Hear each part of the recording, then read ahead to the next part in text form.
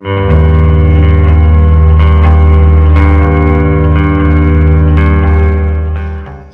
pagbabalik po, update po muli tayo sa lagay ng ating panahon ngayong araw po ng Huwebes, no?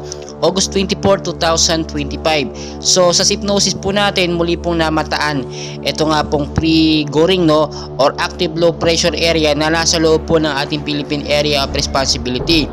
Ngayon po namataan siya 445 kilometers is apari po yan, at nakita nyo naman sa ating pinaka live radar.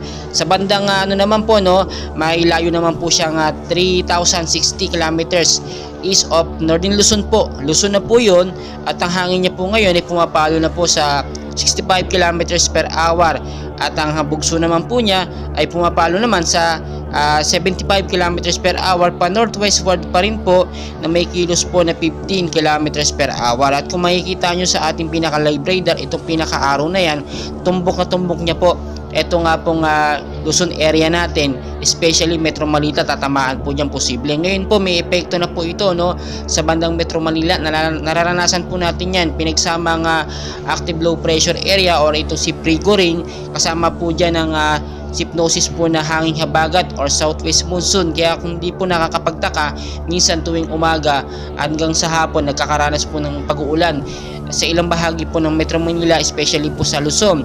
Sa Visayas at Mindanao naman po hindi masyadong apektado dahil malayo naman sila. Dalawa po yan, may binabantayan pa tayong isa, which is ito po yung bagyo na po ito, itong may bilog po na yan. Pero ang maganda po dyan, nasa labas po yan ng Philippine Area of Responsibility natin, at wala pong direktang epekto sa ating bansa. Sa ngayon, maging I am ready po tayo sa mga posibilidad na mangyari dahil patuloy po natin binabantayan ito nga pong pre-goring or active low pressure area. Sa ngayon po, kapag pumalo po sa 100 kilometers per hour yung lakas ng hangin nito, posible na nga po itong maging isang ganap na bagyo or papunta na ito sa tinatawag natin na strong typhoon category. Ngayon mahina pa ito, paulan-ulan pa lang yung hangin, hindi pa masyadong maramdaman sa ilang bahagi ng Metro Manila, pero may mga posibilidad na lumakas ito sa paglipas lamang po ng ilang araw o ilang mga oras. So marami tayong kaganapan, so bantayan po natin itong panahon natin ngayon kung uulan nga ba at kung mag-iinit, dahil kapag sobrang init, expected po yan malakas na pag-uulan tuwing hapon. Patuloy ko po kayong i-update, and please paki-like, subscribe, and pahit na rin po ng notification bell for more weather updates at sa ating binabantayang bagyong Goring. Maraming salamat po.